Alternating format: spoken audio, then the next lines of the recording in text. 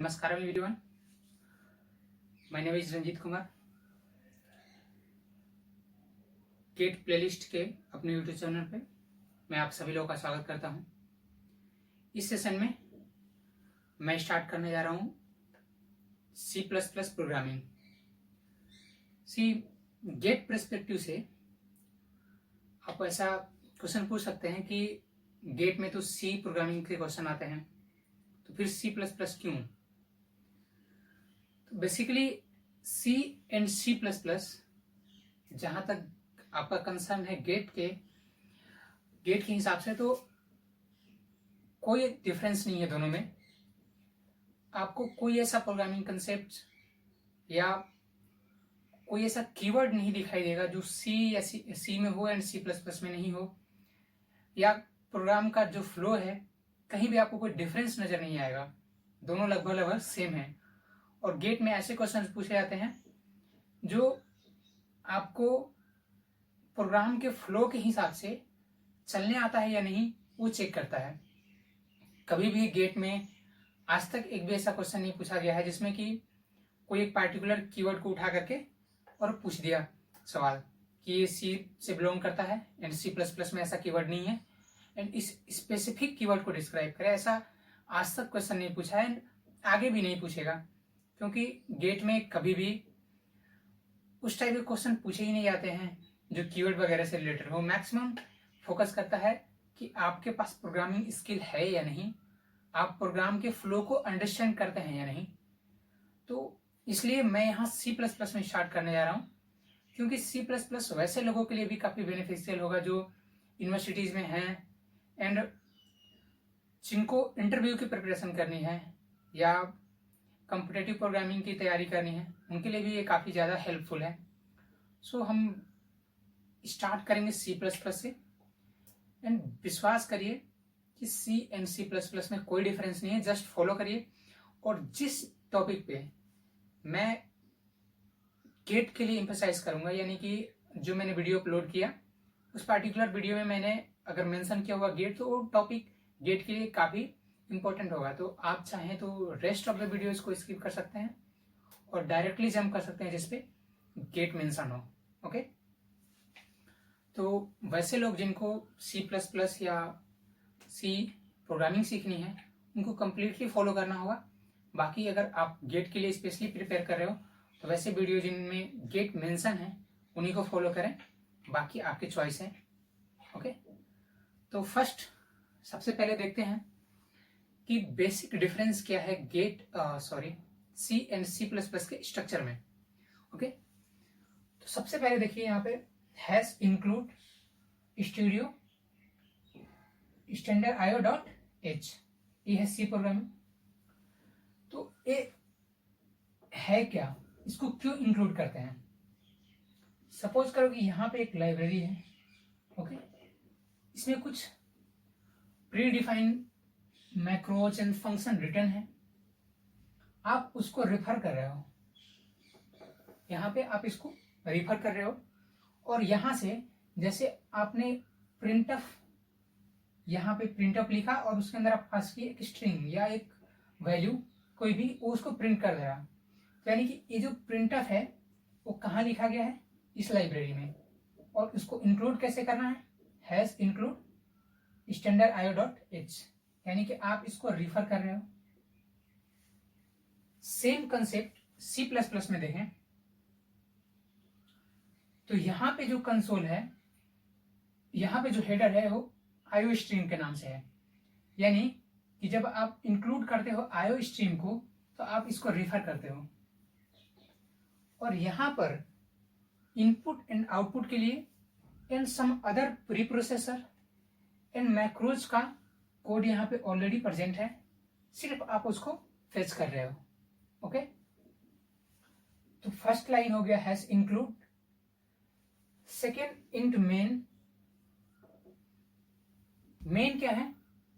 जैसे ये प्रोग्राम आपने लिखा, ये प्रोग्राम स्टार्ट हुआ, उसको स्टार्ट करने के लिए कोई एक फंक्शन चाहिए. कहां से स्टार्ट करें? इसका आंसर है सिंपल, मेन से. यानी कि जब भी प्रोग्रामिंग स्टार्ट होता है तो सबसे पहले किसको सर्च करता है मेन फंक्शन। अगर आपके प्रोग्राम में मेन फंक्शन नहीं है तो वो प्रोग्राम नहीं चलेगा।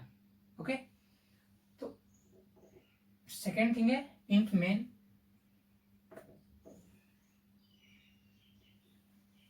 प्रिंटफ इसका काम है कि कंसोल पर आउटपुट को शो करना, कंसोल पर आउटपुट को शो करना प्रिंटफ। एंड बैकस्लैश एन ये है new line character, new line.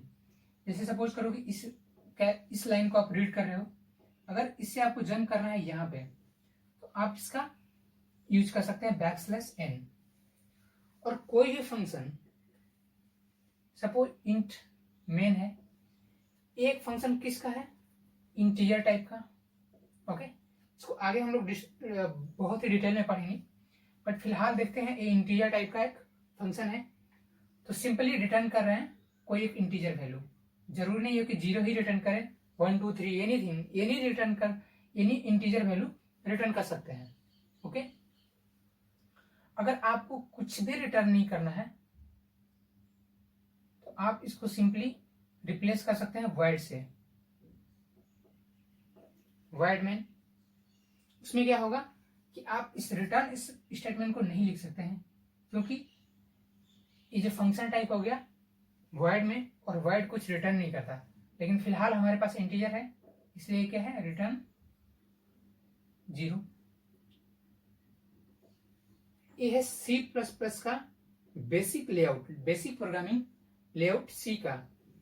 अब देखते हैं C++ में।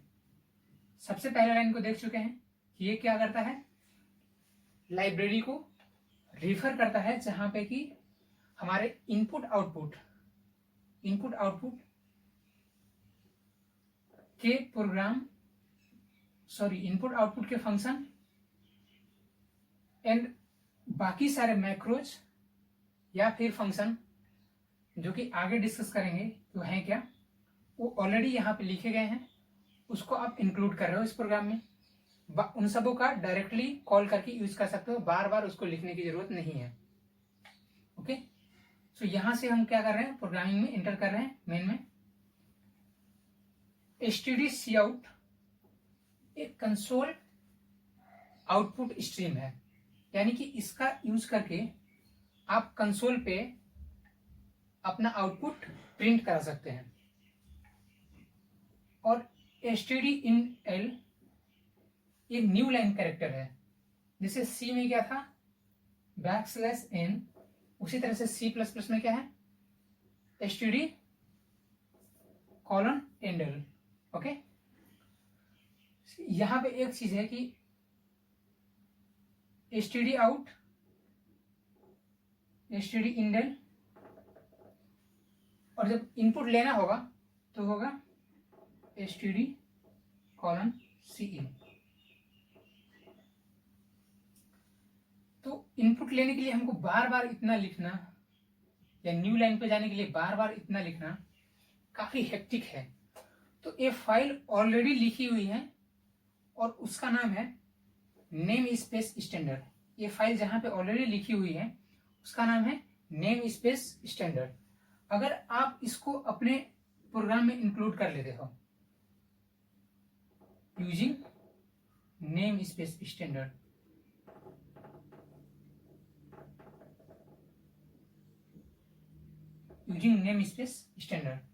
अगर आप इस लाइब्रेरी को इंक्लूड कर लेते हो अपने प्रोग्राम में तो आपको बार बार std:\cout लिखने की जरूरत नहीं होगी, वो सिंपल कन्वर्ट हो जाएगा cout में। ओके, और inl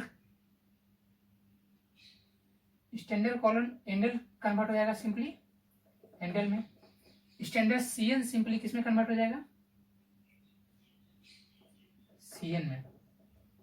ओके, अगर आप इसका यूज नहीं करेंगे तो आपको बार बार लिखना पड़ेगा std:\cout, cin या फिर endl। जब आप इसको इंक्लूड कर लेते हो तो ये कन्वर्ट हो जाता है cout cin and endl में, यानी कि स्टैंडर्ड फॉर्मेट आपको बार बार इंपोज नहीं करना होगा। ओके,